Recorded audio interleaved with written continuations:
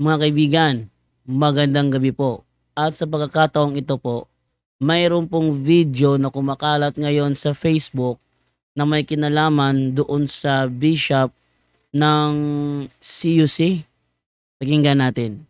Holy union is not a wedding. It is a blessing. It is an invitation for God to work into their lives. Gusto ko lang pong linawin kung bakit Holy Union ang ginagawa natin sa Catholic Universalist Church at hindi same-sex marriage. Pag sinabi kasing blessing, hindi ibig sabihin niya na binigyan kayo niyan dahil perpekto na kayo dahil wala kayong kasalanan. Ang ibig pong sabihin nito is that gusto nating gabayan tayo ng Diyos at pinapapasok po natin yung Diyos sa mga buhay natin. Sabi nga ni Jesus, di ba? God makes the sun shine on the good and the bad. Ibig sabihin po, ang blessing ay galing sa kabutihan ng Diyos at hindi dahil sa perfection natin. Hindi dahil wala tayong kasalanan, hindi po. Sa Bible, ang daming unworthy na binless ng Diyos. Hindi po sila binless dahil perfecto po sila. Binless po sila para baguhin sila ng Diyos. Kaya ganito rin po ang LGBT Holy Union natin, dear brothers and sisters. Hindi ito certificate na perfecto na yung relationship nila. Ito po ay panalangin. Parang ganito. Lord, samahan mo sila. Palakasin mo kung ano ang tama at pagalingin mo ang mga sugat sa kanila. Kung ito po ang tamang landas, patatagin mo po sila. Kung hindi naman po, dalhin mo po sila sa mas mabuting daan. Ngayon, yung binanggit niya dyan, binweltahan po ni Father Darwin, sinagot. Ibig sabihin, ipapaliwanag kung ano ba talaga ang katotohanan. Kaya, ito si Father Darwin, pakinggan po natin. Magandang araw po mga kapuntos, at sa araw na ito po meron po akong tampok na video para sa inyo at sana ay magustuhan ninyo. Kaya sa mga bago pa po sa aming channel, please po don't forget to hit the subscribe button at ang notification bell para maging notified kayo sa bawat video na ilalabas ko sa channel na ito. At bilang kahilingan po ng punto por punto team at naway maintindihan po ninyo, sana po wag nyo pong i-skip yung mga ads sa aming mga video. Sa maliit na bagay na po na yan, malaking tulong po yan sa ating programa at sa ating ministry. Sana po maunawaan po ninyo. Maraming salamat po, kaya wag na po natin patagalin. Simulan na po natin.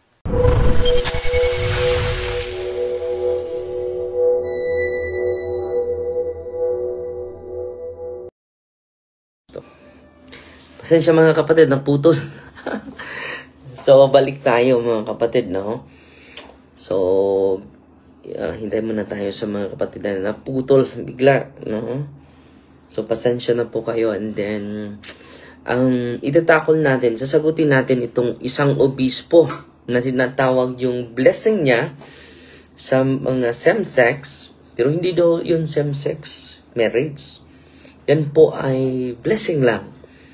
Pero yung blessing niya ay tinatawag na Holy Union. Paano ba? Ano walang kaibahan? Di ba?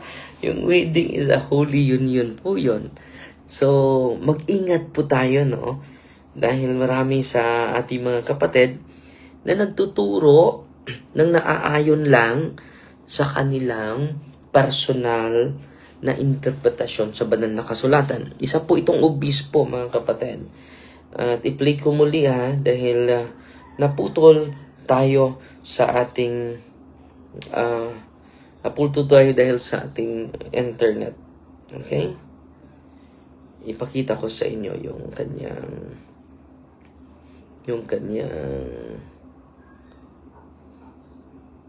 ito po. Sa your life. God bless you po. I-replay natin sasagutin lang natin. The union is not a wedding. It is a blessing. It is an invitation for God to work into their lives. Gusto ko lang pong linawin kung bakit Holy Union ang ginagawa natin sa Catholic Universalist Church at hindi same-sex marriage. Pag sinabi kasing blessing, hindi ibig sabihin niya na binigyan kayo niyan dahil perpekto na kayo dahil wala kayong kasalanan. Ang ibig pong sabihin nito is that gusto nating gabayan tayo ng Diyos at pinapapasok po natin yung Diyos sa mga buhay natin. Sabi nga ni Jesus, di ba? God makes the sun shine on the good and the bad. Ibig sabihin po, ang blessing ay galing sa kabutihan ng Diyos at hindi dahil sa perfection natin, hindi dahil wala tayong kasalanan, hindi po. Sa Bible, ang daming unworthy na binless ng Diyos. Hindi po sila binless dahil perpekto po sila. Binless po sila para baguhin sila ng Diyos. Kaya ganito rin po ang LGBT Holy Union natin, dear brothers and sisters. Hindi ito certificate na perpekto na yung relationship nila. Ito po ay panalangin. Parang ganito, Lord, samahan mo sila. Palakasin mo kung ano ang tama at pagalingin mo ang mga sugat sa kanila. Kung ito po ang tamang landas, patatagin mo po sila. Kung hindi naman po, dalhin mo po sila sa mas mabuting daan. Some couples stay together. Some grow apart. Some even find love later with someone else. And that is okay because blessing is letting God lead your life. God bless you po. Union is not a... Yun po, obispo daw siya, no? Itong nagpakilalang obispo. Paano ba yung blessing maging Holy Union? Paano yung Holy Union daw yung blessing, no? Paano maging Holy Union? Walang kaibahan sa marriage. Dahil yung marriage is Holy Union. Paano ba maging holy yung union nila? Na mismo si Apostol San Pablo dito sa unang Korento, dito i-define natin ngayon yung sexual act at saka sexual orientation. Magkaiba po yun. Ang hindi ina-approve ng simbahan itong sexual act, homosexual act, not homosexual tendency. Okay? So, basahin muna natin ang sabi ni San Pablo dito. Dahil ito na yung problema natin, mga kapatid. Sa mundong ito, the world suffers most.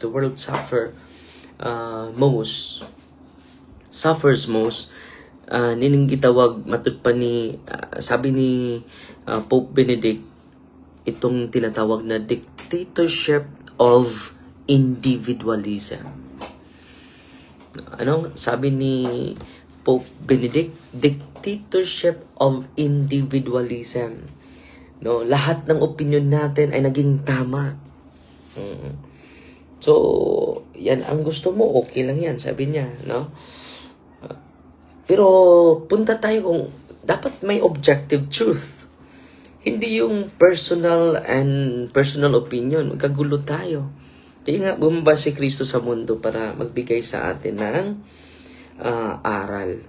So dito po ay laganap na po ito sa ating lipunan. Itong tinatawag na dictatorship of individualism. Na tayo lang lahat ang tama. At dahil dyan may tama na tayo, no? So punta tayo kung itong pagsagawa ng union sa babae at sa babae, nakaloob ba ito ng Diyos? Basahin natin ang banal na kasulatan. Dahil sinasabi niya, hindi ito wedding, hindi ito same-sex marriage. Pero this is a holy union. Paano ba naging holy union yan? Basahin natin ang sabi ni San Pablo. Itong sabi ni San Pablo, mga kapatid. Dahil dito'y, Romans chapter 1 verse 26 to 31. Dahil dito'y ibinigay sila ng Diyos sa mga mahahalay na pita sapagkat pinalitan na ng kanilang mga babae ang katutubong paggamit ng babae ng kalikasan at sa halip ay nakipagtalik sila sa kapwa babae. Ganon din naman ang mga lalaki. Iniwan ang natural na paggamit ng babae at isa't isa'y naninigas sa kanilang kalaswaan. Lalaki sa lalaki gumagawa ng kahalayan at tumatanggap sa kanilang sarili na narapat na kabayaran sa kanilang pagkakamali. At dahil hindi nila pinili na kilalanin ang Diyos, ibinigay sila ng Diyos sa isang isipan na walang saysay upang gawin ng mga bagay na hindi nararapat. So, ang ginawang ng obispong ito, mga kapatid, ay ginawang blessing niya, Holy Union. Paano maging Holy Union yun?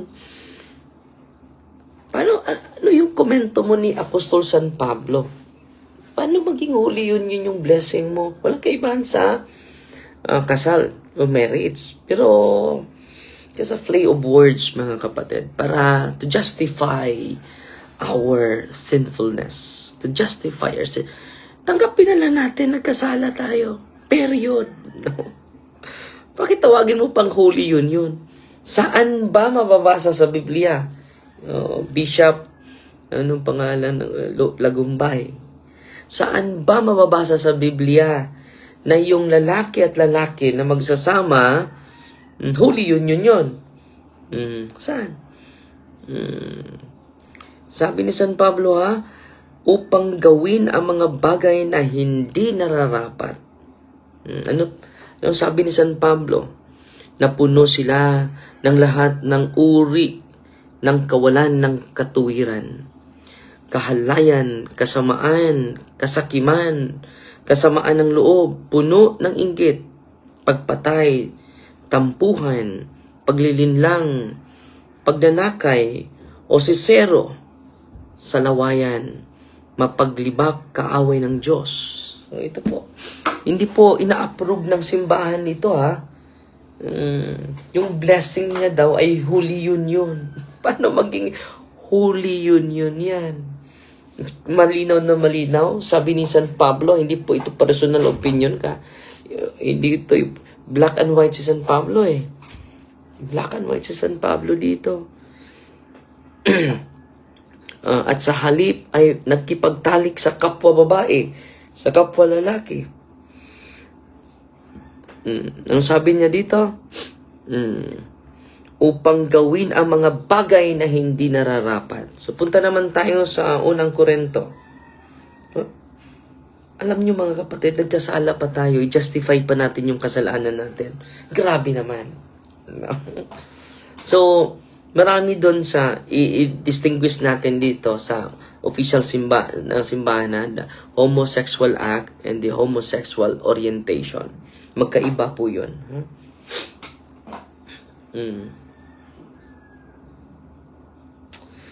Size 9. Basahin natin mga kapatid. So, parang itong dictatorship of individualism, mga kapatid. Parang subjective na lahat. Anong tama sa'yo, tama yan sa'yo. Hindi yan matatanggap. Dahil kung subjective truth lang tayo, ano mangyari sa mundo? Kung sasabihin ko na 1 plus 1, walang objective truth, walang objective answer at dito tayo sa mathematical certainty. Kung sasabihin ko sa inyo na 1 plus 1, para sa akin 2, para sa iyo 11, pwede ba yon? Hindi. Magkagulo yung mundo natin. Itong mga kapatid natin ay hindi na sumusunod sa aral. Sumusunod lang sa kanilang opinyon, mga kapatid. Okay? Dito naman tayo ni Apostol San Pablo. Anong sabi ni Apostol San Pablo? Hindi ba ninyo alam na ang mga hindi makatarungang maghahari sa kaharian ng Diyos? Huwag kayong magpaluko, ni ang mga immoral, ni ang mga sumasamba ng Diyos-Diyosan, ni ang mga adultero, ni ang mga lalaking nakipagtalik sa kapwa lalaki, ni mga magnanakaw, ni mga gahaman, ni mga lasinggo, ni mga mapang-insulto, ni mga mandarambong ay hindi maghahari sa kaharian. Hindi magamana sa kaharian ng Diyos. Yan po ang sabi ni Apostol San Pablo. At ilan sa inyo noon ay ganyan, subalit kayo'y nalinis na. Kayo'y pinagbabanal. Kayo'y walang sala sa pangalan ng Panginoong Jesucristo at sa Espiritu ng ating Diyos. Malinaw na malinaw yan, ha? Anong sabi ni... dito naman tayo sa komentaryo ni Apostol ni St. John Chrysostom. Maganda po ito. So, pag-usapan natin ito. So, ang highlight natin dito, hindi matatawag yung Holy Union na yan. Yung blessing mo, Bishop. Kailan ba naging holy union yung lalaki at lalaki? Babae at babae? Malinaw na malinaw. Bago ko lang binasa, ha? Tanggapin natin na nagkasala tayo. Ang nangyari sa atin, i-justify natin yung kasalanan natin. Kasalanan na nga, yun eh. Bakit i-justify pa natin? Bakit i-justify pa natin? Dito ha, Genesis 19. Genesis 19, chapter 1, verse 11. Sodom and Gomorrah.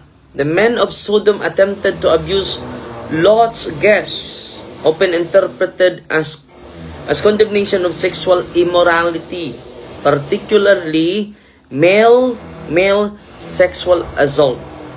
Lalaki at sa lalaki. So, biblical yan ha. At sabi din sa Leviticus 20 verse 13, if a man lies with a male as with a woman, both of them had committed an abomination. They shall surely be put to death. Their blood is upon them. Mabasa natin yan sa Leviticus 20 verse 13. So, turuan natin sa aral ng ating na banal na kasulatan, hindi yung aral natin. Itong tinatawag na dictatorship of individualism. So, yung opinion ko, yung tama sa akin, tama ito sa akin. Kung hindi ito tama sa'yo, sa'yo yan. Puro na tayo may tama. Kung ganun. Kung hindi tayo magbabase sa kasulatan. Paano bang naging holy union? Abomination nga eh. Sa harap ng Panginoon. Bakit pa kaya i-justify natin yung kasalanan natin? Instead, repentance. Instead, remorseful tayo sa lahat ng kasalanan natin. I-justify pa natin yung ating kasalanan. Yan po ay tinatawag na final impenitence. Yan po ay kasalanan na hindi mapatawad kailanman. Paano mo pagsisiyan yung kasalanan mo? Hindi mo nga kinukonsider na kasalanan. Ginawa mong pang banal, Bishop. Holy union. Well, in fact, in the Bible, it is abomination before the eyes of the Lord. Yan po. And then, punta tayo ni sana ito? Ito muna tayo ni Saint John Chrysostom sa kanyang homilia, mga kapatid. Patungkol sa 1 Corinthians chapter 6 verse 9. For the corrupt and wicked shall not inherit the kingdom of heaven. Do you see how again it terrifies them, in order that they may not seem to be speaking for the sake of accusing them? For his discourse, tungkol ni San Pablo, for his discourse was not that he might condemn, but that he might correct them. So itong sinasabi ni Apostol San Pablo, Romans chapter 1, verse 26 to 29, 1 Corinthians chapter 6, verse 9, it is not a condemnation, but it is a fraternal correction, mga kapatid. Therefore, he said not, you do these things, but they that do them shall not inherit the kingdom of God. And after threatening them exceedingly, lest they should say, what then? Are we lost? He adds, and such were some of you, but you were washed, but you were sanctified, but you were justified, showing that all things are possible to him that believes, that none need despair. So dahil nag-repent na sila, ang punto ni San Pablo dito, Paul listens not to shame, but to awaken. Linaw naman, linaw yan ha. Bakit sinasabi ito ni San Pablo? Not to shame us, but to awaken. Pero sabi ni Bishop Lagumbay, na it's okay, it's okay. It is not okay, kapatid. Chrysostom, St. John Chrysostom stresses that the passage is a call to repentance. It is not final judgment. Ano naman tayong, itong sinasabi ni San Pablo, it is not a judgment, but a call to repentance. The vices mentioned represent lives dominated by passion rather than by grace. No? So, itong mga kasalanan natin ay we are dominated by passion, not by grace. Dapat tayong lahat ay ini-invite ni San Pablo that we will be dominated by grace, not by passion. He highlights that Paul immediately follows this list with such were some of you, but you were washed, showing that conversion is possible for everyone. The verse shows that the kingdom cannot coexist with unrepented habits that destroy the soul. Paano maging huli yung yun yan, kapatid, na it destroy the soul? Sabi niya, hindi ito same-sex marriage, hindi din ito wedding. Pero holy union. May kabihan ba sa wedding sa holy union? Yan po ang katotohanan, mga kapatid. So ngayon, dito naman tayo sa distinction sa ating simbahan, mga kapatid, about sa orientation and sexual act. Ang simbahan, mga kapatid, ang ganda ng sinabi ng simbahan dito sa CCC 2357. Pag-aralan natin. The vocation to chastity and homosexuality. 2357. Homosexuality refers to relations between men or between women who experience an exclusive and predominant sexual attraction towards persons of the same sex. It has taken a great variety of forms through the centuries, and in different cultures, the psychological genesis remains largely unexplained, basing itself on scripture, which present homosexual acts as acts of grave depravity. Malinaw na malinaw dito sa teaching sa simbahan na ang homosexual acts of grave depravity. Tradition has always declared that homosexual acts are intrinsically disordered. They are contrary to the natural law. They close the sexual act to the gift of life. So malinaw ano mangyari kung dadami na tayo? Lalaki at lalaki, babae at babae. Kung dadami na ang ganito, yung homosexual act. Ang tanong, ma-multiply pa ba? Dadami pa ba tayo? Hindi. Kaya nga, it is contrary to the will of God. Go to the world and multiply. Opposite talaga yung kaaway ng ating simbahan. Opposite talaga. At hindi na natin i-justify. Pakiusap po, kahit yung kasalanan natin, tanggapin natin na ito ay kasalanan. Intrinsically disordered. They are contrary to the natural law. They close the sexual act to give of life. Paano tayo dadami nito? They close the sexual act to the gift of life. Paano yan? Lalaki at lalaki. Dadami ba tayo? Ilagay ninyo ito sa isipan natin. Kung lalaki at lalaki, dadami pa ba tayo? Kung lalaki at lalaki, ikaw, makreate ka ba? Ngayon, hindi. Yan ang patunay, it is contrary to the natural law. Isipin nyo ito kung lalaki at lalaki, ikaw mismo na gusto mo yung lalaki at lalaki. Mag-exist ka ba ngayon? Kung yung papa mo ay gusto din ng lalaki, yung nanay mo ay gusto din ng babae, mag-exist ka ba? Mutungha ba ta karon? Wala ta. So let us accept that this is sin. The homosexual act is a sin. It close sexual act to the gift of life. They do not proceed from a genuine, affective, and sexual complementarity. Complementarity. Under no circumstances can they be approved. Hindi po ina-approve ng simbahan ito. At tinatawag ng obispo na Holy Union. Paano maging holy yan? And then sa 1 Timoteo chapter 1 verse 10, babasahin natin. Ako, nangkukuot lang ako hindi ako nagbabatay sa sarili kong isipan.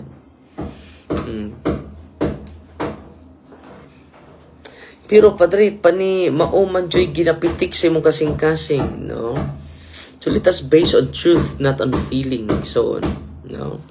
Minsan ay nagbabase tayo sa feeling Feeling is not permanent. Feeling is changeable. Pabago-bago yan. Let us base our life not on feelings, but on truth and principle. And changeable principle. 1 Timoteo chapter 1 verse 10, para sa mga makasalanan, para sa mga suwail, para sa mga hindi makasunod sa utos, para sa mga hindi makatarungan, at sa makasalanan ng mga taong lumalabag sa batas, sa mga mag-asawa at mga bakla, sa mga magnanakaw. So, ito po ay malinaw na malinaw mag-asawa at mga bakla, sa mga magnanakaw, sa mga sinisinungalingan, sa mga nagsisulungaling sa kanilang panunumpa, at sa lahat ng iba pang bagay na laban sa malinis na aral. So, mabigat po itong sinasabi ni Apostol San Pablo, no? 1 Timoteo chapter 1 verse 10, 1 Corinthians chapter 6 verse 9, Leviticus chapter 20 verse 13. So, malinaw na malinaw yan So, dito naman tayo sa homosexual orientation. So, hindi po nag-condemn ang simbahan sa homosexual orientation. Okay. Yan, ito yung promise ko sa inyo na tatalakayin natin. Patuloy nating mabasahin. Nandito na ako sa CCC 23:58. Grabe yung pastoral approach ng simbahan natin sa mga homosexual tendency.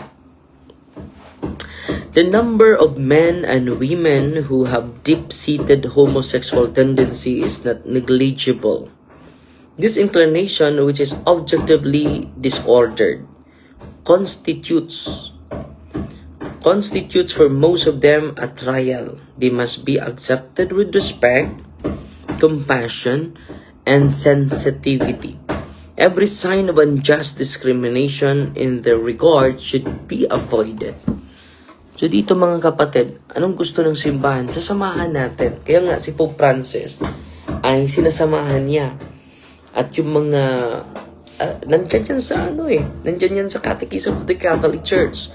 They must be accepted with respect, compassion, and sensitivity. Every sign of unjust discrimination in their regard should be avoided. These persons are called to fulfill God's will in their lives, and if they are Christians, to unite to the sacrifice of the Lord's cross, the difficulties they may encounter from their condition. So, homosexual persons are called to chastity by the virtues of self-mastery that teach them inner freedom. At times, by the support of disinterested friendship, by prayer and sacramental grace, they can and should gradually and resolutely approach Christian perfection. Homosexual acts are intrinsically disordered and contrary to natural law. They do not reflect genuine affective and sexual complementarity. Orientation versus act. The Church distinguishes tendency or inclination not chosen from deliberate sexual acts. Hindi naman nila pinipili na yun ang orientation nila.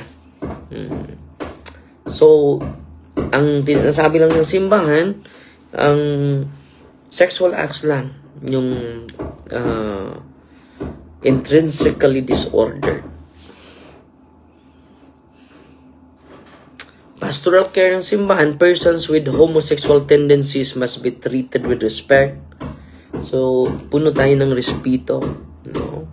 Sa mga ganito. Tagasunod ko nimo, Father, sa programa taga-tubigon. Salamat kanimo, Father, nga na-program kanimo sa Defender. Salamat dudong alampayan, no? Salamat, Iksoon. So, yung mga tendency, hindi natin i-condemn. Ang kinukondemn lang ng banal na kasulatan, yung homosexual act. At ang ginagawa ni Bishop ay tinatawag niya Holy Union. Paano maging Holy Union yan? Saan ba yan sa banal na kasulatan? Yun, yung mga talata na kino-quote natin, malinaw na malinaw po yun. At yun po ang yung orientation nila, hindi naman yun deliberate. Pero kung magbunga na sa sexual act, yun na po yung kasalanan. Okay?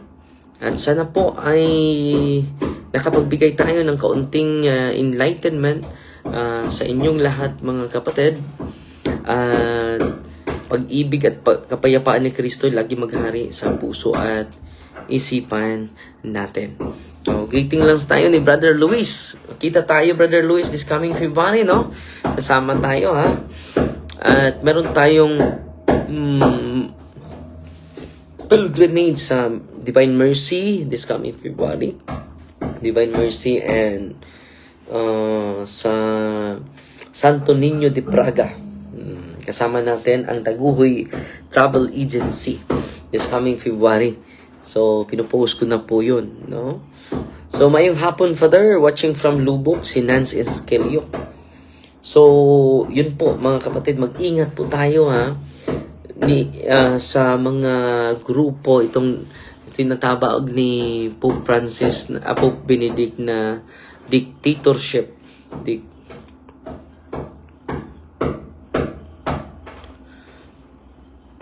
Of individualism. Delikado po ito, ha? Dahil puro na tayo tama.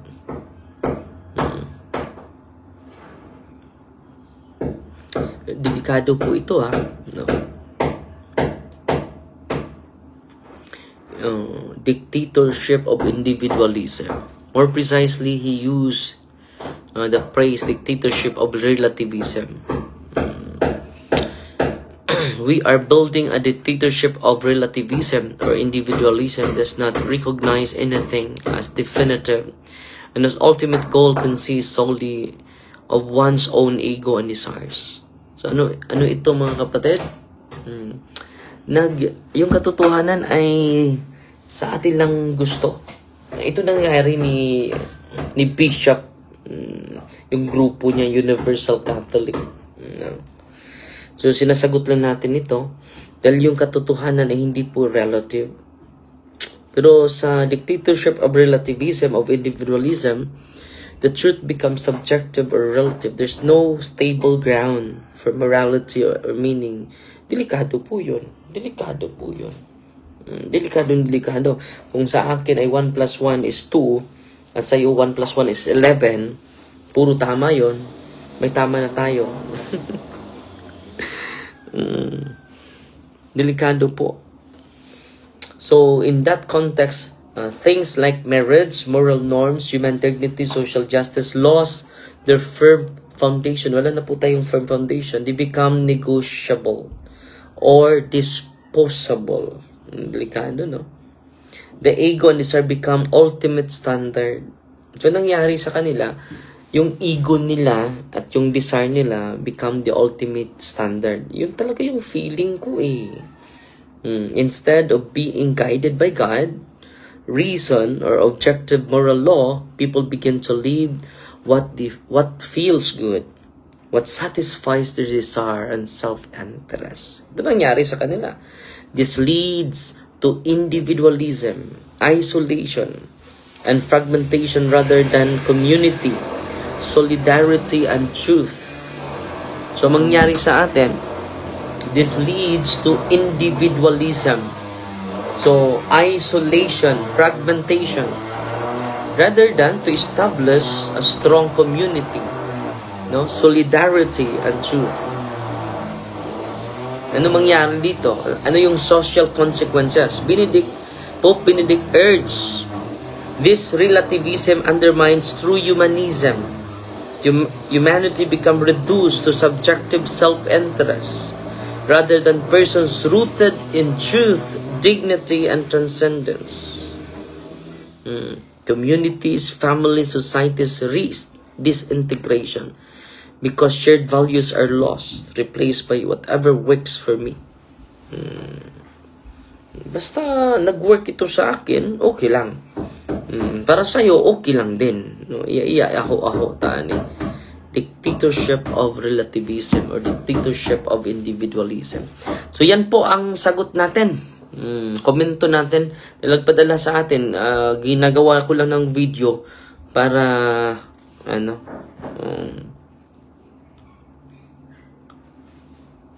so mangyari dito mga kabatid, nag-establish sila ng I and my ego culture become the ultimate standard. No longer God, not the community, not the objective morality. Delikado po yan. So sinasagot lang natin mga kapatid, no? Hindi matawag na Holy Union yan. Hindi matawag na Holy Union. Homosexual acts. Homosexual act is intrinsically evil. Yan ang ng mga church fathers. So tingnan natin yung ng church fathers. At si Pope Francis nagsagawa naman ng blessing, pero hindi sa union. Binibless lang sila na blessing can be offered pastorally and spontaneously to all without implying recognition of the union as marriage. Key principles for pastoral blessing: no ritualization or formal liturgical rite. Pwede lang i-bless ko lang as person, not as union. Pero ang binibless mo ay union eh. Kaiba yun. No ritualization, walang ritual, pero nagsagawa ka ng ritual, no? Formal liturgical, no connection to civil union or wedding ceremony, walang connection. No gestures, walang clothing. No clothing, no gestures, clothing, yung mga padamit pang kasal. Or words proper to marriage. Blessing are about invoking God's help, asking for spiritual enrichment, healing, and growth in fidelity to the gospel. Emphasize the pastoral charity, avoid judgment, exclusion, or excessive moral scrutiny. So dito mga kapatid, ang binibless encouraged ni Pope Francis, blessing as person, not blessing as union. Wala sa gawang holy union. Paano yung maging holy union? So, yan po mga kapatid, no? Ang daming mga talata na nagsasabi na sexual acts are morally good only when within the marriage, highlighting its secret and exclusive character. Father, ikaw yung liwanag ng mga Katoliko. At hindi Katoliko, sana lahat ng mga pari ay katulad mo. So, salamat kapatid. So yan po mga kapatid, mag-ingat po tayo sa mga maling aral po, no? Delikado po ito kapag hindi natin sasagutin. So mga panalangin at mga dasal natin sa mga kapatid natin na Katoliko. So this is for the sake of clarifying the objective truth about our faith, mga kapatid. Kapag hindi natin sasagutin ito, pinadala po ito sa mga mahal natin na kapatid. No? Ano masasabi natin patungkol dito? Okay?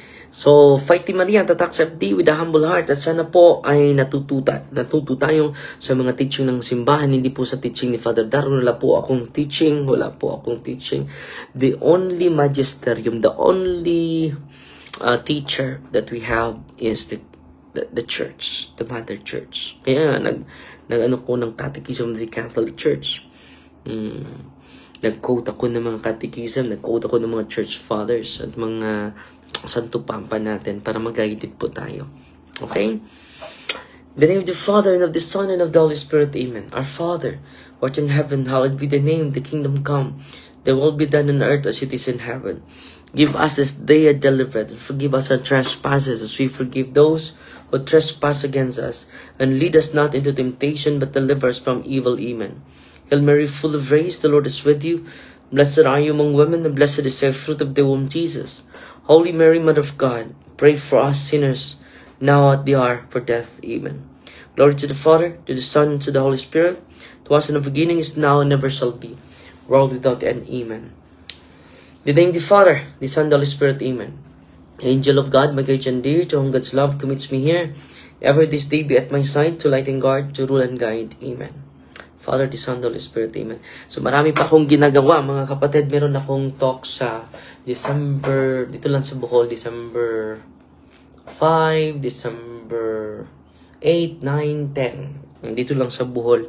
And then nagsagawa pa tayo ng mga topic na binibigay nila at ginagawa natin ng nag-research tayo at nagbabasa tayo ng mga aklat. No, walang tigil sa pagbabasa ng mga aklat para marami tayong i-share sa inyo. Hindi yung personal na opinion natin. Delikado po tayo kapag personal na opinion ang i-share natin sa mga tao. No, it leads us to chaos. It leads us to more chaos and confusion. Fighty Maria, attacks FD with a humble. Okay, so yun po ang sagot ni Father Darwin doon sa statement na sinabi nung bishop ng CUC. Handa natin na yung bishop ng CUC na yun ay walang koneksyon sa tunay na iglesia, kundi bago lang silang sumulpot sa mundo. And then at least narinig po niyo yung sagot ni Father Darwin at paki-share po ang video na ito sa lahat ng mga Facebook groups po ninyo. Yung groups niyo sa Facebook, paki-share po ito at paki-comment na rin at para mabahagi sa karamihan ang naturang sagot upang marinig naman nila ang side ng Roman Catholic through Father Darwin kung itong sinasabi ba ng bishop ng CUC ay naaayon ba sa katotohanan o base lamang sa kanyang sariling nararamdaman. Ito po si John Doyle Abado, nasasabi po sa inyo. Maraming salamat po and bye-bye. Kita-kits po tayo ulit mamaya dito lamang sa Punto por Punto. Paalam na po.